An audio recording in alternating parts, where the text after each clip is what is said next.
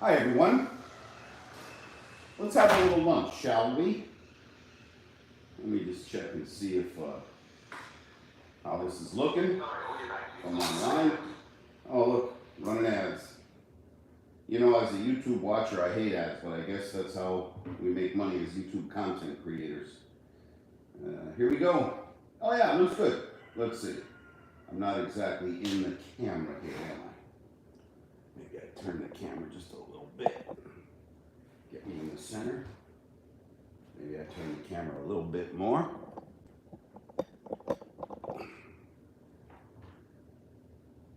I'm bad at this.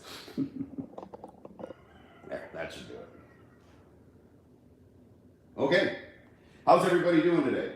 We got 3 people out there. Go ahead, chime in the comments. Tell me who you are, where you're from, what your thoughts are. Tony, how you doing, Bubba? We got Lax Lifters. Yo, is that Quesar and Alfonso mango? No, I don't grow the Alfonso, but I do grow the Quesar, and it's right out here. I have 2. I have commercial mango that I grow in my groves, and then I also have a little private collection, the more, upper end, more delicate, harder to grow mangoes out in my backyard, and Quesar is a part of that collection. I don't grow the Alfonso, but I do have some jackfruit. I've got a ton of mango here. Let me do a little better job of maybe trying to get everything in the picture if I can. Let's see here. I need tech support. Sorry, I got the rooster chirping out there. Okay, yeah. So what you see here, I've got some lychees, passion fruit, different kinds of mango, Nam Dak Mai. That looks like a Tommy. That looks like a Glen. This is a Hayden here. I've got this guy here, which I believe is called a Parvin. I'm going to eat it later tonight when my friend Julian comes over. We're going to do a TikTok live tonight. Valencia Pride, we have these little turpentine mangoes. We got some Mamey. In fact, let me cut this sucker open right now, the Mamey. Let's see who's out there. Park Dev, hi from Australia. Hi from Florida. How you doing, Park Dev? Jordan L, that green one is massive. You know, it's funny, that's a big Nam Dak Mai. Our Valencia Pride grow even bigger. Let me see if I could do it without bringing everything down. This is a Valencia Pride, and this guy isn't even mature. This just had fallen off the tree. And so I brought it in to see if it would ripen, but these are a July variety. And this was like a week ago, so 3rd week of May. It's just been sitting on my counter. So I knew it was too early, but since it fell off the tree, I just grabbed it. And so we have everything from these big Valencia Pride that'll get over 2 pounds. We got these little turpentine mangoes. I grow a variety out back called Ford. They get over 5 pounds each. And while we're talking about giant fruit, the jackfruit. Jackfruit's delicious. We're going to eat some jackfruit today. And like I say, Julian Lara from Lara Farms is coming over later. But I was thinking we might have a little lunch together, have a little mango together. Tell me, what are you all having for lunch today? I guess those of you maybe on the East Coast and Central, if you're over in California, it's a little early to be having lunch. Maybe it's time for a little breakfast over there, a little fruit for breakfast. Lax Lifters, you would love some Quesar branches from me. You went to an Indian grocery store, got a box of the mangoes and the Alfonsos for 50 each, and it was worth every $1. Yeah. The Alfonso is a good mango. From what I'm told, I've not tried it, but people rave about it. But I have tried the Quesar, and I love the Quesar so much. I planted one, and then I had to do some work on the farm, and I had to get some trucks in, and I had to knock down the Quesar tree to get access to let my equipment in. And then as soon as the job was done, I dug around, found the hole, went out and got another Quesar tree, planted it. That was 2 seasons. That was last season, and it's fruited. The new one has already fruited this season. I've got about 8 or 9 little Quesar mangoes on it. It's delicious. The other thing my wife and I did yesterday is we made some mango salsa. So I'm going to start out with some mango salsa while we're having our lunch together. And I'm going to cut open, wait a second. I'm going to cut open this Hayden mango. Let's see what kind of questions we have. Jordan L. You might need to get a VP. Oh, I'll tell you what, Jordan. Valencia Pride is my favorite all-around mango. I take a lot of criticism for my preference in mangoes, because I like the classics. I like a mango flavored mango. I like a mango that just, you take a bite and you say, God damn, it is summer in South Florida. I love that classic mango flavor. I love that little bit of citrus that's in some of the Florida varieties. A properly ripened Valencia Pride will also have a little bit of coconut flavor in it. But the reason Valencia Pride is my all-around favorite is not only does it taste great, the tree grows really fast, it produces a huge crop, it produces every year, and the Valencia Pride are just a beautiful. When these guys are ripe, they've got every color in the rainbow. There's even shades of blue in them. And they hang off of a very long stem. It looks like raindrops. It's just, I can't say enough about the Valencia Pride. And like I say, people criticize, oh, there's other varieties, there's this, there's that. Oh, okay, that's cool. But I like what I like, you know, and I love the Valencia Pride. And I recommend the Valencia Pride. Where am I here? Quesar mango was like a deep orange and ridiculous sweet. Yeah, that's this. Where's that one mango I had? Oh, this one here, this Pervine mango that I have. When you cut this guy open, it's like orange. It's like just deep orange. It's so good, and it's got such a strong smell to it. But let me go ahead and cut open this Hayden mango here, so we can get down to having a little lunch together. Lax lifters, can you imagine if that amount of fruit was available in American homes just once a week? Obesity would not exist anymore. Well, you know, if you'll allow me to challenge that comment, because I actually go up a size during mango season. My calorie increases when I have this much fruit available. I eat, you can get fat on mangoes, and the reason I know that is because I have gotten fat on mangoes. I normally wear a size 32 waist, and in mango season, I go up to a 34. And then August rolls around, which is fine because I'm working hard that time of year. I'm out and doing a lot of physical work, picking mangoes, picking avocados, that sort of thing. I don't get a chance to go to the gym that much. And then once August comes and goes and mangoes die down, then I start hitting the gym hard in September. By about Christmas, I'm back into my 32s. And then mango season rolls around and I get fat again.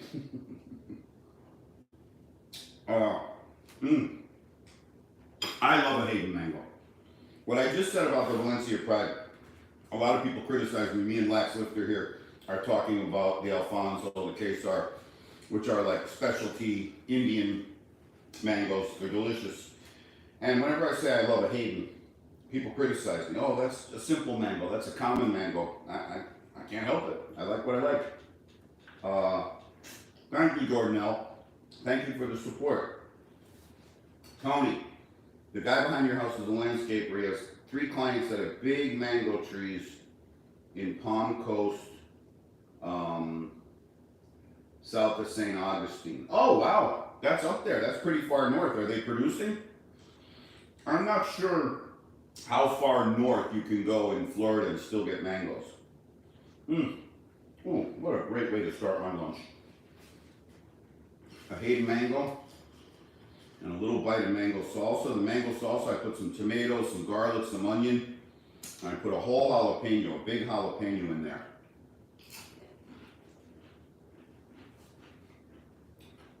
Jalapeno is hot for me.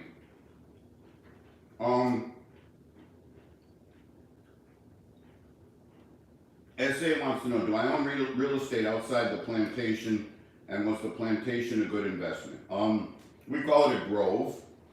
We don't call it a plantation. And I own here where I live. And then, like a lot of farmers, I lease other properties. So I own the 5-acre grove where I live, which is primarily an avocado grove, although every year I add more and more other things, primarily mango. And then I lease 25 acres in 3 other properties. Was it a good investment? Yeah, it was a good investment. I mean, when I bought this farm, I was working for one of the world's largest engineering firms. I started out there as a computer programmer in the early 90s, worked my way up to a sales vice president of the Southeast. I had from Delaware to Dallas to Puerto Rico in my territory, and had seen so many people get laid off, so many people go through hard times. I said to my wife, we need to kind of think about a strategic move here. And I thought, you know, a producing farm might be a good idea. Maybe get something that's got some dairy cows on it, or who knows what. And I settled on an avocado farm. And the idea was that, like, when the company I worked for eventually got around to laying me off, at least I would have enough income from the farm to cover my mortgage, taxes, maybe even my homeowner's insurance. So at least my house isn't at risk, you know, if I was to lose my job. And so we were living on a little island up off of Miami, and we moved from there and we got this farm. And yes, it was an excellent investment because, I mean, shit, the first crop alone, I got a whole bunch of money back. I made a big down payment on a farm and took over the place in July. The crop harvests September through January at the time. I've since put in some earlier stuff.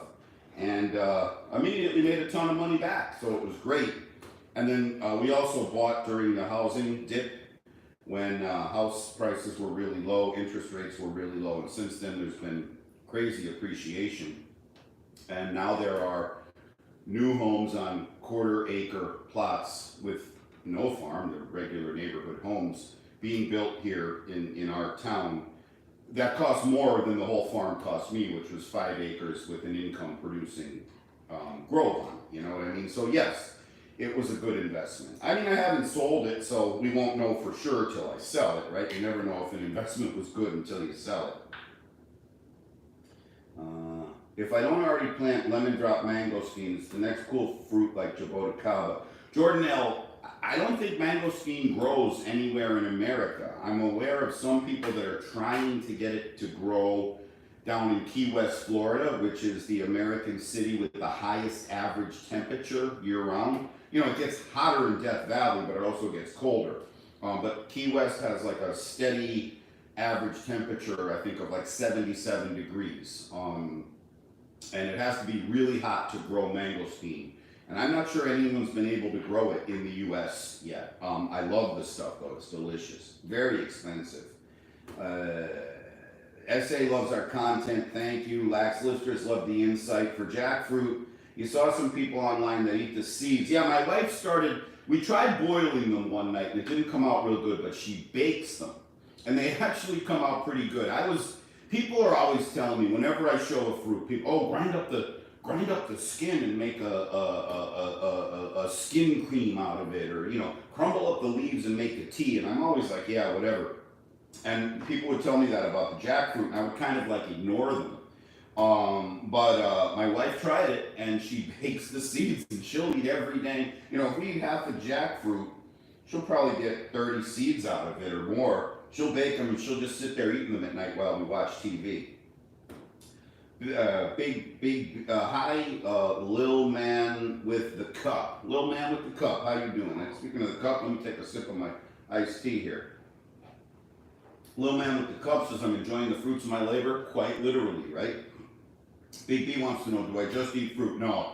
Big B, I eat everything. I don't have a very discriminating diet. I'll eat McDonald's, I'll eat pizza. I stay away, I don't eat too much dairy, but that's not for any health choice or any ethical choice or anything like that. I don't like milk. Now, I'll eat the shit out of ice cream. I love ice cream.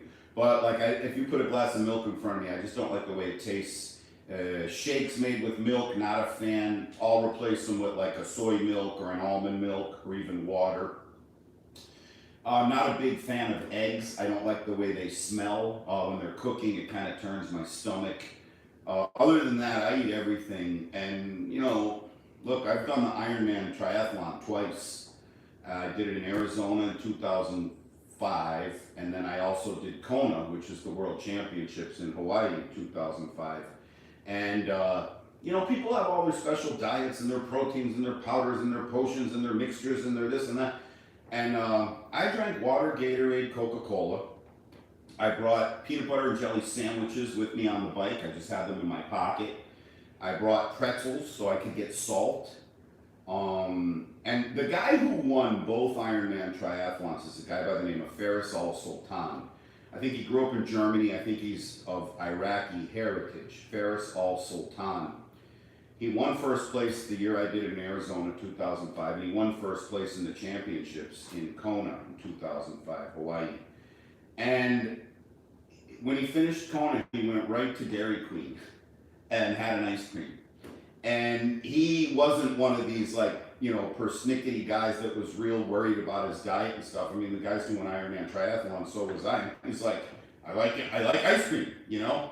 And he won the world championships. And as I've gotten older, I've kind of like, every year I feel like I ignore more all the warnings about health and all this stuff that's out there. I think a lot of it is like overblown, and people have a lot of fears. But I feel like if you eat a well-balanced diet, which could include some junk food, you're an active person, you don't overconsume, I think you're gonna be, I don't know, I don't really care, to be honest with you. Like, we're all gonna die of something, you know what I mean? And so yeah, I'm not just a fruit. Boy, I really went off on that answer, shit. Let's see, who else we got out here? Jordanelle.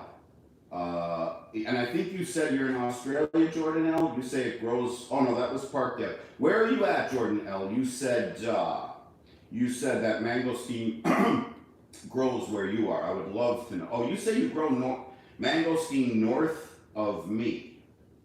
That's interesting. I didn't know. There's a lot of talk about mangosteen doesn't grow here in America, so that's interesting. Yara Vieira gives us a blessing. Thank you for that. Essay, do I ever take away the mala yerba below the mango and the avocado tree? I mow my groves, and maybe once a year before they fruit, I'll hit them with a weed kill. Some years I do, some years I don't. Most years I just mow, but years ago I used to use weed kill. But I also, when I do mow, I aim the debris under the tree. Whatever falls from the tree, I let lay there. And that kind of impedes the growth of weeds. But then when weeds do come around, I'll mow as close to the tree as I can, and then we'll get out and pull the weeds and let them lay there and let everything rot, decompose like mulch under the tree. So I assume that's what you mean by mala yerba, like bad grass or bad growth. So yeah, I kill it, but I don't remove it. I let it die in place so that it mulches. The other thing it does is in the wintertime, it gets cold here in South Florida, and it could get cold enough to have a frost. We've had frost before. When you have stuff decomposing under your tree, those of you who live up north know this. When you rake leaves, right? And if you go out the next day and reach your hand into the pile of leaves, it's hot inside of there. Or if you knock over the pile of leaves, steam comes out, right? Because that process of decomposition creates heat. So in the wintertime here, when it might dip to the low 30s or even dip, into the high 20s, if your tree has organic material that's rotting and decomposing underneath, that heat rises and gets trapped in the canopy of the tree. And the air temperature might be 28, 29 degrees, which is below freezing, which is bad for an avocado crop. But that decomposition heat might get you up to 33, 34 degrees, and then you don't get a freeze or a frost. So yeah, we leave it there. We leave it. In Spain, farmers cut them, but think it makes the soil more arid. Not sure though. I don't think so. I don't think so. No. You order your first box of mangoes, Hindsight, and you're excited to try them. Thank you, Hindsight. Just out of curiosity, did you order the regular ones or the uglies? Hindsight is referring to Guacfarm.com, Guacfarm.com, which is our website where we sell our products, and you can buy mangoes there. And I've got like the pristine mangoes, the nice clean ones that are real pretty. But then sometimes mangoes will get scarred up. Like this is some minor scarring. But the ones that get really bad, we keep for ourselves and eat them. And people are always saying, oh, I want to eat the uglies, send me that. So I put uglies out there at a discounted price. So you can also buy the ugly fruit that would have like, a lot of this scarring on them. Thank you for the order, by the way. And daily driver reviews. The mangoes look great. I'll tell you what, you're going to make me take another bite of this Hayden now. Oh, these are delicious. Mm. Here in South Florida, we're about 3 weeks into mango season, and it's only going to get better from here. Mm. I'm a few weeks away from the Kent, Valencia Pride, Nam Doc Mai. I've got some second bloom Glens we'll be picking.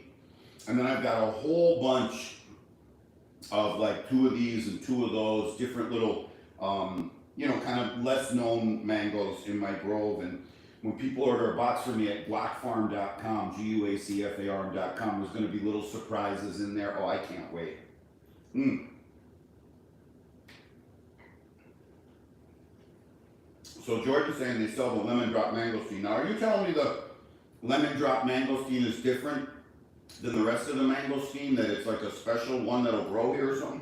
Tell us more about that, Jordan. Big B, do I have any recommendations how to plant honeydew melon?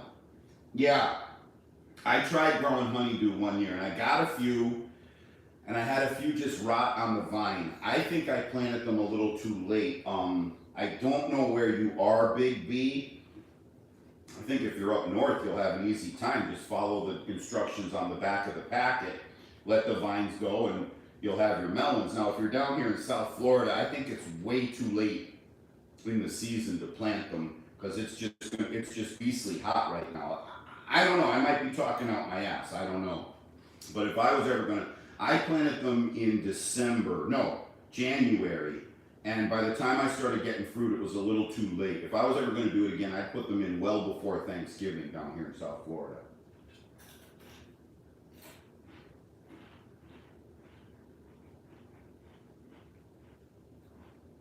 Heinz site didn't see the uglies. That's fine. You're going to get some awesome mango. And it depends on your profile, your customer profile. Some people are turned off by some of the natural, a lot of our fruits, when we grow our own fruits, you see like cucumbers aren't necessarily perfectly oval, sometimes they're curved, sometimes they got weird bumps, sometimes they got little stripes on them. Tomatoes aren't always uniform, but the grocery stores like nice, uniform, very clean looking fruit, and we've kind of like trained the American market that if the fruit you're getting doesn't look like all the other fruit on the shelves, there's something wrong with it. Where in real life, when you grow your own fruit, every single fruit looks different. Every single one looks unique. And just like those of you who grow your own tomatoes know, they also taste better when you grow them yourself. Big B wants to know, did it take 10 years to grow our mango tree? Well, we've got 6 acres of mango, 5.5 acres of mango trees, 200 plus mango trees. My youngest ones, I got 2 that are still in a pot. They're only about 18 months old. My oldest trees were planted in the 1930s, so they're almost 100 years old. If you're referring to the Balliet variety mango, which is the one we successfully grew from seed, that actually produces a tasty, disease-resistant, highly productive mango, the Balliet. That one took like 8 to 10 years for first fruit. And luckily for us, it gives a lot of fruit every year. And then the ones that are in the grove that I leased that were planted in the 1930s, they've actually been top worked twice. So they were originally grafted and put in the 30s. They were probably, what was that original mango, the Moldova mango? And then eventually that got replaced by the Hayden, which eventually got replaced by the Tommy as the mango industry evolved. Also, they started out with turpentines back then, 120, 130 years ago. So this grove was originally planted out in the 30s. I don't know with what, but there was certainly, I would say there's probably Moldova and turpentine in there. And then in 1980, they stumped all the trees to about waist height and let them grow new sprouts and grafted new varieties. So they reworked the whole 5 acres and put new varieties on there. Hayden, Tommy, Hawthorne, Edward, Van Dyke, Zill, a whole bunch of different ones. Nam Doc Mai, Valencia Pride, Kit. Then Hurricane Andrew came along, what was it, 1991, 92, something like that. Knocked all those trees down. So they cut them at waist height again. They waited for them to sprout again, and they put yet again new varieties onto all the trees. So those trees have been grafted 3 times over the last almost 100 years. They have gigantic fat trunks, and some of them have 2 varieties. I don't know if they were careless or they did it on purpose. You can graft more than 1 variety. You can have a mango tree that grows more than 1 variety. I recommend that as a backyard grower technique, but for commercial growing, it's not a good idea because, like, you know, you want to tell your guys, okay, you send your workers out, you're going to pick 10,000 pounds of fruit or 6,000 pounds of fruit. Say, hey, pick these 4 rows. But if some of the trees in the 4 rows have like half Kent and half, I don't know, Palmer, right? Well, you could pick your Kents in late June, mid-June, but you don't pick Palmer till August. So you know, then you got to tell your guys, oh, if the mango looks like this, don't pick it, but if it looks like that, do pick it. So in a commercial grow, it doesn't make sense to have multiple varieties, but this one happens to have it that way. It's kind of cool.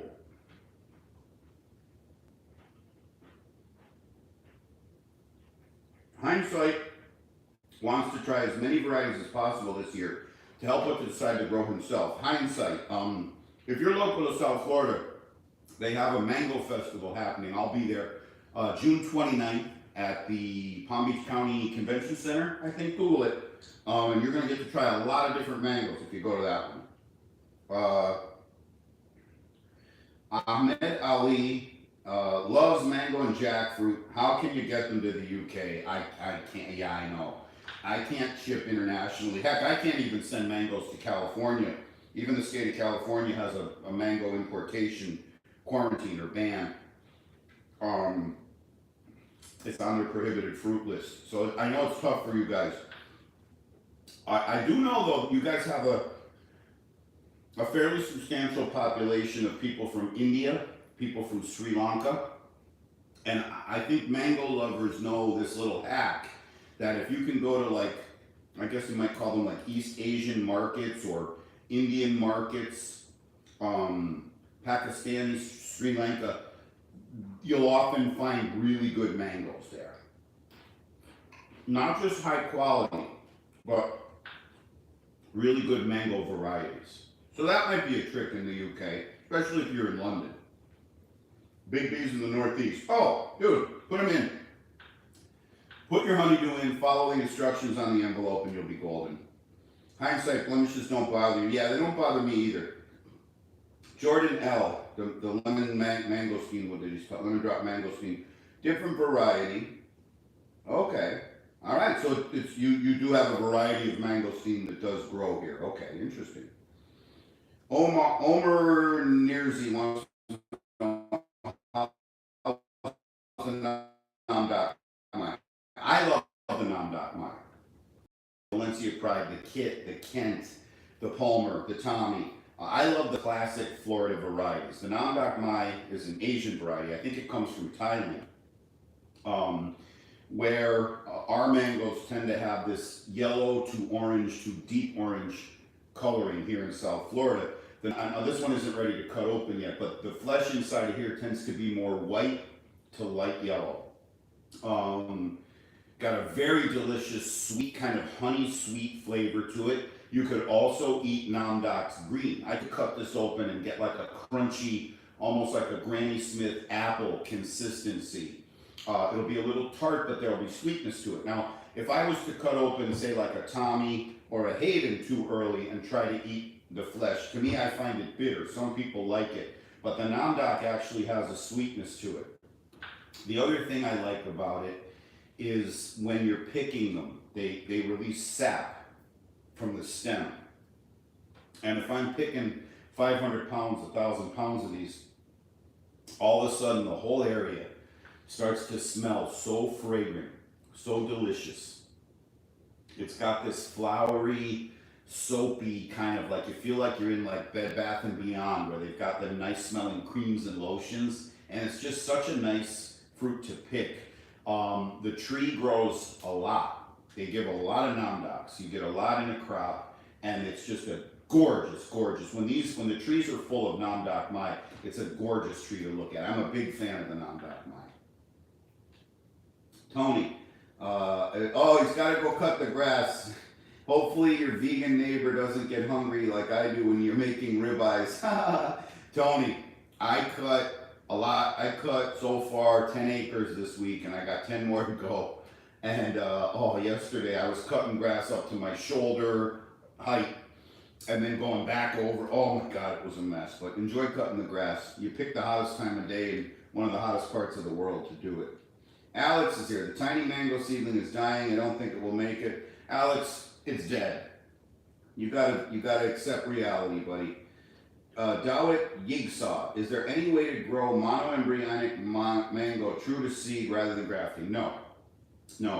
That you'd have as much likelihood of planting a monoembryonic seed and getting a mango that grows true as you would be if two human beings mated and the baby came out a clone of the father, an identical replica or a clone of the mother. It's just not going to happen. You're going to have not only the combination of the DNA from the father plant and the mother tree, you're going to have variants from all the ancestors. And so, no, you won't get a true to seed monoembryonic. Never. Plus, there'd be no reason to do it. Even if you could, why wait 10 years when you could just use a grafted tree, which would be the genetically identical, but you'd be getting fruit in year 3 rather than waiting 10 years. Lax lifters, you wish all fruit trees were like papaya. Oh my God, papaya are weeds around here. I think birds poop them out. I find papaya everywhere, and I just let them grow. And if they give me fruit, they give me fruit. If not, I let them die. Mad Farm says hi. How you doing, Mad Farm? Rockaway. Wow, those are some giant mangoes. Yeah, and they're only going to get bigger. You know, the kits we have are going to be in the 3-pound range by August. My Fords will be 5 pounds. These Namdocs will be 2.5 pounds each. We've got some nice big mame. We also sell mame sapote, out at our website, guacfarm.com, guacfarm.com. I'm going to cut this open just to show you what it looks like inside, but I'm almost positive I won't be able to eat this one because I let it sit too long. But I'll show you the red. Oh no, we're not even going to show you this guy. Never mind. Yuck. I just found that mame sitting like kind of in the corner of my counter, and when I grabbed it, I knew it was a little too soft, and yeah, it is. I let it go probably 5 days too long. And that was a Lorito variety mame, which is a very sweet one, has a really red flesh. These are Magana. They have a salmon flesh. Delicious. Now, another thing about mango, people talk about all the time, they want to know, is it stringy? Is it stringy? And I love the question, is it stringy? Because a lot of people would assume stringy equals bad, not stringy equals good. But many people love a stringy mango. And when I say stringy, I mean those fibers that get stuck in your teeth when you're trying to enjoy a mango. And the turpentine happens to be a stringy mango. I'm going to cut this little guy up. My wife loves stringy mangoes. My friend Doug, his wife, loves a stringy mango. And what my wife and what Doug's wife will do is they'll chew through the skin, and they'll just kind of suck the juice out of the mango and very carefully eat it until they get down to the seed. And then my wife, Doug's wife, other people, my friend Yvette, when they get to this part, you see the fiber? You see all them hairs? That's what a lot of people want to avoid. So this Hayden flesh has no hairs, it has no fiber. The turpentine has these fibers, these hairs, and will get stuck between your teeth. My wife will sit here all day, like a popsicle, just enjoying this mango. And I love the flavor. I think it's got a nice tart flavor with a splash of honey. I love it.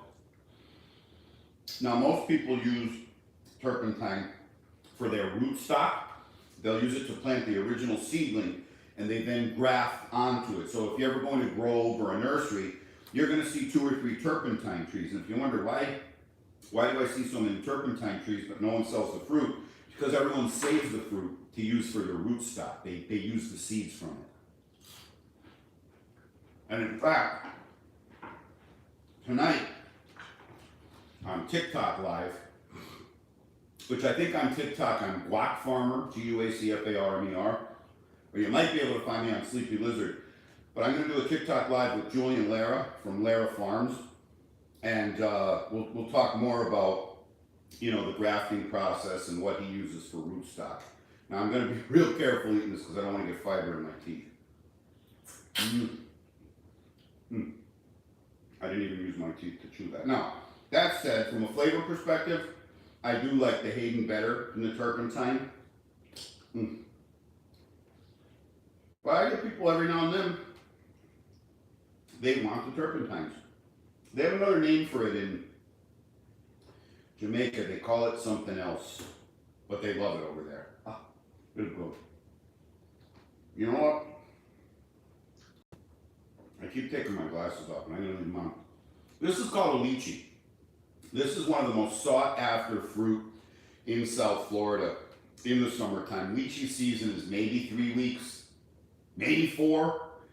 They go fast. Not only do they ripen on the tree and then go bad if you don't get them off the tree, but like you bag them up and you'll see people selling them. If you ever want a fun way to spend a Saturday in late May, early June into mid-June, get in your car, maybe even later June, some of the varieties of lychee will come up. Drive around the Redlands, South Florida, down in Homestead, Florida City, go west, and you'll see people with little stands selling bags of lychee on the roadside. And here's what a lychee looks like. They're full of juice. So I bite through the skin and I get the juice. And then normally I would just peel this and pop it right in my mouth, but I want you to see it. It's kind of looks a little like a grape if you were to peel a grape. And it has a seed inside of it. And man, it just tastes so good. Lychees just taste so good.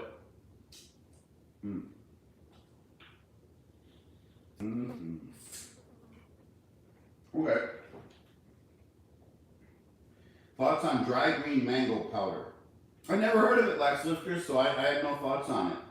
Rockaways, a little fiber in a mango is actually pleasant. Yeah, I like certain varieties. The Julie, for example, has fiber in it, and it's an amazing mango. If you turn your nose up at a Julie just because you heard it has fiber, ooh, you missed out, because Julies are delicious. The Madame Francois from Haiti, one of the best mangoes I've ever tasted. Very, very fibrous, but so delicious. I haven't had a chance to eat a Madame Francois in 3 years because of all the political turmoil going on in Haiti. They've been unable to get their act together to export mangoes. But when I see them at a fruit stand, I go crazy for them. Todd Palms doesn't like Tommy. Alex is saying, okay. Kayak Girl's here. How you doing? You're okay with fiber as long as there's not a lot. Rockaways, eating turpentine means you're a hardcore mango lover. That's true. And I mentioned my friend Doug, his wife eats them. Doug and his wife are Jamaican, and Jamaicans are hardcore mango lovers. Like when I meet Jamaicans, that's common ground. We can just talk mangoes. They know the varieties. They know the growing. I mean, it is excellent common ground to start a conversation with someone. Wax Lifters. One thing you notice, you grow plants like abundance and things go well. Not sure what the science is, but grow, and you'll never be out of anything. Yeah. I mean, that's what we try to do here. In South Florida, you can have crops year round. So I remember my grandmother was born in 1908. Her older brothers fought in World War I. Her younger brothers fought in World War II in Korea. The younger guys from the neighborhood all fought in Vietnam. She saw a lot of history. Came to America from Scotland on one of them like Titanic kind of boats, them big old, I don't know if they were steamers or what the hell they were. Got here in 1908, grew up on Rain Street in Scranton, Pennsylvania. It was a dirt road. The men would walk to work in the coal mines. And I mean, like a lot of people born in that era who lived a long time, she went from that to watching us put a man on the moon. And I just went off on a tangent, sorry. Where am I here? So anyways, my grandmother grew up, you know, plucking chickens and having chickens in the backyard, and she always had a garden. And all the old people in the neighborhood that were her age, they always had gardens. And I remember her canning, her and my Aunt Mary. They would boil, you know, big canning jars with the lids, with the suction lids, and they would can stuff for the winter. And you don't have to do that down here in Florida. You can if you want to, or you can sort of like prepare the fruits to freeze them for the winter to have them. But we can grow crops year round. There's tropical fruit that you can harvest year round. And so, you know, we've got, so someone just asked, when does Magana season end for Mame? Right around now. Over the next couple weeks, we'll be done with Magana, Mame, and then we'll start with Key West. But starting in January, late January, you can pick Mame. You'll have loquat coming in. You'll have jujubes. And what else starts to come in? Star fruit starts to come in. Mulberries. My bananas come in year round. I always have food. And then you segue into the springtime. You start getting the kainito, the white sapote, black sapote. What's the other? The egg fruit. I'll think of the name of it in a minute. It's called egg fruit. I have a little bit of a sinus infection, and my memory gets bad whenever I have like sinus pressure.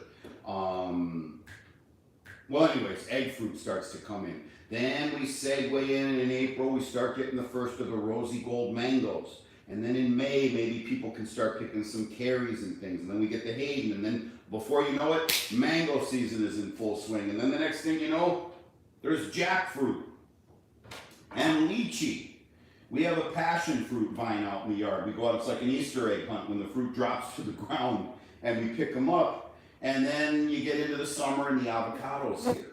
And the mango continues. And then we start getting longanians in the month of August. We get Monstera deliciosa in the month of August. We plant pineapples. You can get pineapples year-round here in South Florida. And then the avocado gets us through till January, and then we start all over again with Mame. And so when the pandemic hit and they started with them lockdowns, my wife and I really got into, you know, less so planting for our commercial business and more so making decisions of what can we plant that we could at least have half of our calories supplied to us year round, so that if need be, we have food here on the farm to sustain ourselves. Oh, we also have chickens with eggs, even though I don't eat eggs, but I would eat the chickens. I guess if I was starving, I'd eat the eggs too, of course. Alice don't care about it. He ate a mango but forgot the seeds. Yeah, you were telling me you got a mango over there in Bulgaria. What is my favorite mango of the dwarf variety trees? Kayak Girl wants to know. That's an easy one. Julie. I love the Julie mango. I love the Julie. The only reason I planted a Julie is because I love the flavor so much. Otherwise, I would have put a Valencia Pride. I put a Julie in 3 seasons ago, and it's only knee-high still. If I put a Valencia in, it would already be 9 feet high and giving me probably 2 dozen fruit this year. But I love the Julie. Jonas says, you grew up in Miami eating mangoes out of people's yards, and they all had fiber. You never knew what a fiberless one until you tried a Thai in your 20s. Yeah, and you know what, Jonas? I'll tell you 2 of the reasons why here in Miami. One is a lot of people just planted a mango seed and just let it grow to maturity. And a lot of them that grow from seed tend to have fiber. And they tend to be the ones that are rejected by the professionals. They never make it to the market. Also, the turpentine variety was very common in South Florida around the turn of the century, the turn of the 20th century, the 1800s into the 1900s. So a lot of what people were eating and planting would be turpentine seeds, which, as I showed you, are fibrous. The other thing about seed-grown mangoes, and you find this if you're driving around Miami, Little Havana, Hialeah, guys, old men will be selling them out of the trunk of their car or in their front yard. They not only have fiber, they have a funky taste to them. There's a little bit of a funk. A lot of times you get that with a seed-grown also. So you were probably eating a lot of seed-grown mangoes from people's front yards. Artful Watcher bought several Glen variety mangoes to work, to share, and they were blown away with the flavor. And it made you laugh, wondering what their reaction would be to a sweet tart. You know, it's funny you say that, Artful. The Glen, I think this is a Glen. I've got some Glens just coming into season now, and I had a second bloom. So I'm gonna have Glens like a month later also, which I'm real happy about. For years, the Glen was my wife's favorite variety because it reminds her of the mangoes that her grandmother grew back in Venezuela. And she'd tell people, they'd ask her, what's your favorite? They'd say the Glen. Oh, that's a simple variety. You don't know much about mangoes. Blah, blah. Meanwhile, we grow 30 acres of tropical fruit. I sell tens of thousands of pounds of tropical fruit. I sell tens of thousands of pounds just of mango. I probably sell hundreds of thousands of pounds of tropical fruit. I've never calculated the total. And they're lecturing my wife on what she should like. And I always sit there thinking, we like what we like. We can't help it, right? There's a hat for every head. Sometimes you see some big, fat, ugly old guy with a beautiful young girl. She likes what she likes. It doesn't have to make sense. But you're right. A lot of my customers, Artful Watcher, because I grow the standard Florida varieties, the Kit, the Kent, Glen, the Valencia Pride, the Hayden, the Tommy, the Van Dyke, the Zill, the Palmer, the Nam Doc Mai. Well, Nam Doc Mai's Thai, but it's kind of common around here. I ship them all over America. And most people in America haven't had a good sort of, properly ripened backyard mango, even though mine are from a farm. But like all fruits, when you buy them at the supermarket, the handling procedures, the chilling, the gassing they're chilled to slow ripening, then they're gassed to speed ripening. A lot of times they've been hit with radiation to kill any critters that might be in them. All of that does cell damage, and by the time you get that mango home from the grocery store, it tastes bland, maybe even flavorless, maybe even a little yucky. And so when I send people a Glen, a Kit, a Valencia Pride, they're blown away. They've never had such a good fresh mango. And if that's something y'all would like to try, you could get it at guacfarm.com, Guacfarm.com. That's where we sell our fruit. Rockaways, if I had to leave Homestead, is there another location in South Florida where I would find land to farm avocado and mango? I guess if you could wave a magic wand and cost wasn't a factor, Palm Beach County, I've heard it said it has the best mango growing conditions in the world. So Palm Beach County would be a good one. As far as avocados go, there's people who believe that global warming has warmed Florida to the point that you can now get rid of the failing citrus orchards up in central Florida and maybe replace them with avocado. I don't know if that's true or not. If I was going to move, I would like to move to the center of the state, or maybe even up like toward the Georgia-Florida line, north of Gainesville, maybe north of Tallahassee, maybe even into southern Georgia. But I'd be out of the tropical fruit. I'd probably switch to peaches and pecans and stuff like that if I was going to grow up there. But frankly, for us, my next move will probably be wherever my kid decides to settle down. And if I have grandbabies, I'll go wherever they are, which includes icy, freezing cold places. I don't even care. If I'm going to have grandbabies, I want to be near them. Artful. What would I say is the strongest flavored mango I can recall, like an aha moment? I think maybe the Bombay. I tried a little, I think they're little. The one I tried was little. I found the Bombay to have a very spicy, very resiny, strong flavor. I liken the Bombay to a dessert my mother makes. In fact, they're right over there on the counter. My mother makes potato chip cookies. She buys a bag of Ruffles potato chips. It was her mother's recipe. My grandmother, who I was just telling you about, that came here from Scotland. She smushes up the potato chips and then adds the whole recipe and puts powdered sugar onto the chips. Let me grab it real quick. I'm right here. I didn't leave. I'm back. So my mom makes these potato chip cookies, and then she sends them to me, and my wife eats them all. In fact, if you smell the bag, you can actually smell, if I tell you there's potato chip, you can smell sort of potato chip smell in there. Here's a potato chip cookie, and I love them. I love the first one. I love the second one. I like the third one, and I can't possibly eat a fourth. They're too strong. They're too rich. They're a very rich, strong cookie. And I found the Bombay to be a very rich, strong mango. A lot of the, like what they might call like the Indo-Chinese flavored mangoes, I find have a strong resiny flavor, aromatic, spicy flavor. I can sit here with Hayden's, stand at my sink, and probably eat 5 of them this size, and come back an hour later and eat more. The stronger flavored mangoes, while the first bite blows you away, I can't just sit there and eat them all day. I'm not saying that's a bad thing. I'm just saying the flavor is so strong and so rich, and I would put Bombay in that category. I would put, I think I had one called a Dot, I felt had that. Sunrise, I also love, very strong. There was one, oh my God, I can't remember now. I ate one, I did a video with a bunch of guys, Julian, Lara, Paul from Fruitful Trees, Alex from Truly Tropical, Bobby Biswas. There was one mango he had there. Oh, I can't remember the name. I loved it, but it was really, really strong. But the Bombay is one that jumps out at me, for me, was a really strong flavored mango. Alex, you'd grow bananas if you didn't have to chop the tree down every time. Well, you're not really chopping the tree down every time. You're just chopping down a branch. The banana is a clump, and you've got this big clump underneath the ground. There's a word for it. I can't remember what it's called. Someone will type it here in a minute, I'm sure. Out of which are the banana shoots. So one clump might have 5 shoots coming out. Think of that as 5 branches. You're not cutting down the tree. You're just pruning away a branch after it gave you bananas. And then its brothers and sisters will grow, and then it'll give you, and you cut another one, but they'll shoot new shoots. So you're not killing a tree, you're just pruning it.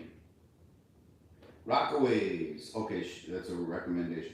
Okay, Rockaways. Most homegrown mangoes on big old trees are picked too late. That's another thing. People pick there's a myth out there that mangoes taste best if they're allowed to ripen on the tree. That's not true. There's maybe a few varieties. My friend likes to leave her Edwards on the tree, but most of us who do this for a living know you get your mango off the tree a little bit early while it's still hard, while it's still a little bit hard, and then you let it finish softening on your counter.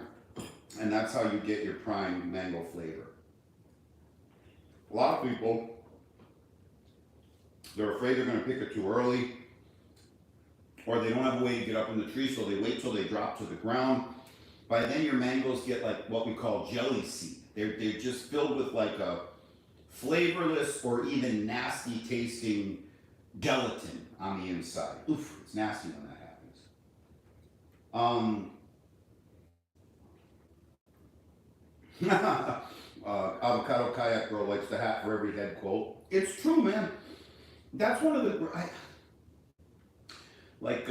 when I was a manager at this large corporation I worked for 22 years,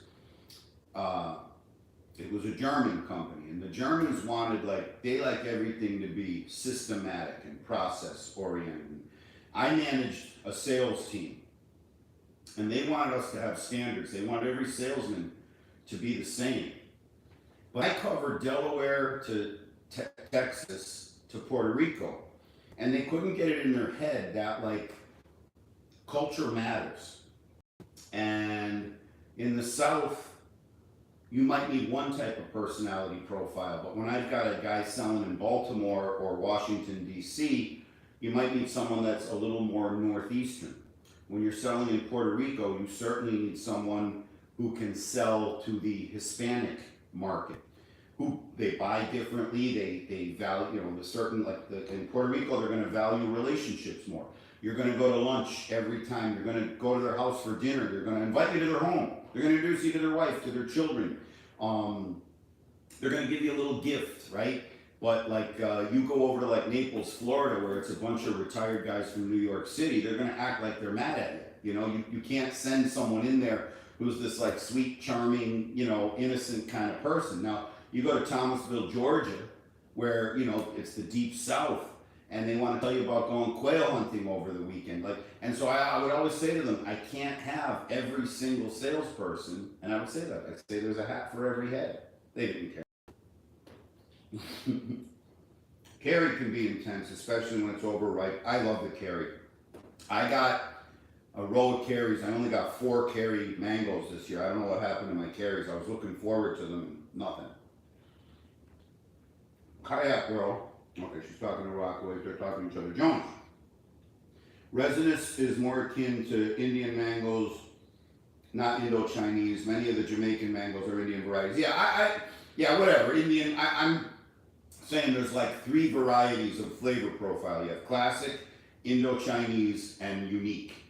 And so you're gonna, like, that's where the Indian ones fall. And then unique are gonna be the one-off ones like a Pickering that tastes like coconut. Or say like the lemon meringue that actually tastes like, in my opinion, it tastes like key lime pie. But maybe that name was taken, so they named it lemon meringue. It tastes like lemons. I've had one called the, again, wow, the sinus infection is killing me. The apricot mango. It tastes like a damn apricot. If you close your eyes, you'd swear you were eating apricot. They fall into the unique category. I'm not like a super expert on all that stuff. Like I say, I focus mainly on the classic Florida varieties.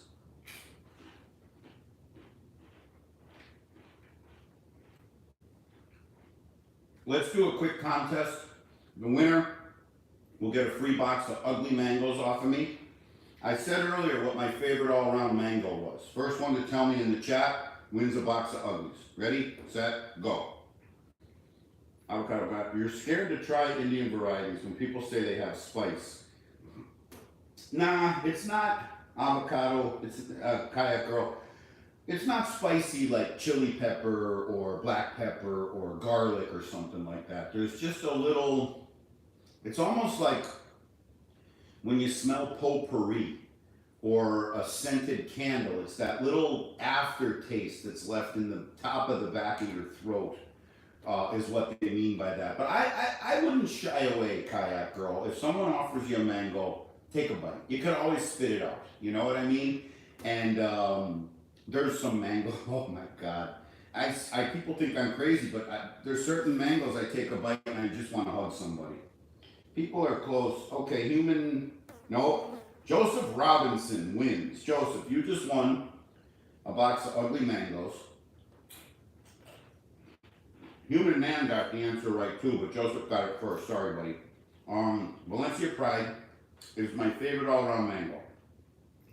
Joseph, I'll be sending you a box of ugly mangoes.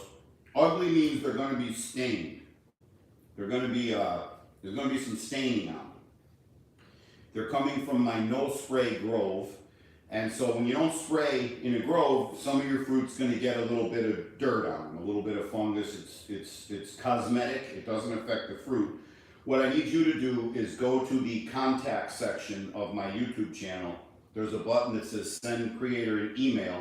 Send me an email. Tell me you're Joseph Robinson and you won the box of uglies. Give me a shipping address and I'll be sending you a box of uglies on Monday. Now, and Joseph don't mind the stains at all. Now I'm going to do another contest and I'll be surprised if someone in here gets it. There's a few of you who might know it. And this will be for a taster's bundle, which is a combination of mamey and mango. And if you win, don't ask me to send you a different prize. Just take your win and move on. I do these contests and people win. They win a hat. And then they email me, can I get a shirt instead? And it bothers me when people do that. I'm nice enough to give something for free. I could never do that. Like, if I won something or someone gave me something, I could never say, like, can I have something else instead? But I'm saying this because it really hurts me when people do that. So I'm going to do another contest right now. This is going to be a tough question. And the winner is going to get a taster's bundle, which will be a combination mamey and mango. And the question is, what is my favorite avocado variety? Ready, set, go! Avocado girl knew someone would say Julie. I love the Julie. Believe me, I just mentioned her. Oh, the Rockaways! Boom! Wow, look at you, Lula. You got it. You just won yourself a taster's bundle. Hey! Yeah, wow, that was quick. So Rockaways, you know what to do. Go to the contact section. Even if I've sent to you before, I don't always remember like the nickname of who the real person is. So Rockaways, go to the contact section of this YouTube channel and click on send email. Tell me you're the Rockaways, you guessed Lula, I owe you a taster's bundle, and give me your address. Thanks. Rockaways, he watches all my videos and it was in a short. Now I will say this, Avocado Kayak Girl was close because I rave about the Brogdon. I love the Brogdon also. And Jupiter Mojo is close too because I also rave about the Choquette. The Choquette's my wife's favorite avocado variety. People ask us fruit growers all the time, what's your favorite fruit? What's your favorite mango? What's your favorite mamey? What's your favorite avocado? What's your favorite star apple, right? What's your favorite type of jackfruit? And you always get a complicated answer. And if you ask me that question, you're also going to get a complicated answer.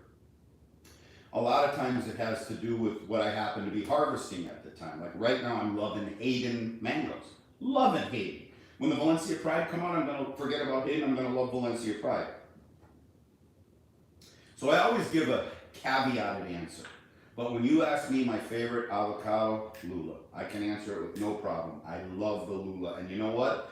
When you ask a lot of, I learned a lot of avocado farmers will have a Lula tree in their backyard. Lula is a bad commercial variety because like our ugly mangoes, Lula gets scarred up. Even when you try to treat them, when you spray them, they still get a lot of scarring. They also have a huge pit and not a lot of flesh. They're a small avocado with a huge pit. So they're not a great commercial option. But from an eating perspective, oh, they eat so well. I mean, they are just delicious. So thank you, Rockaways. Oh, and you don't like the Lula. That's hilarious. If you don't like the Lula, when I'm selling the Booth 8 later in the year, don't order those. They're very similar to the Lula. A lot of people love them. Kayak Girl, you're right. I talk about the Lula all the time. And Lula, well, all avocado trees grow tall. Kayak Girl, you have to prune them no matter what you prune, what you plant. And Rockaways, Brogdon is an absolute winner. I mean, you can eat the skin, right? You pick up a Brogdon avocado. It's black, smooth skin and black, and the skin is so thin you don't even have to cut the avocado. You just eat it like an apple. Oh man, and it's got like pistachio flavor. Really, really good. We've been going for an hour, guys. I got to get back to work. And so I think we're going to wrap up here. I want to thank everyone for coming.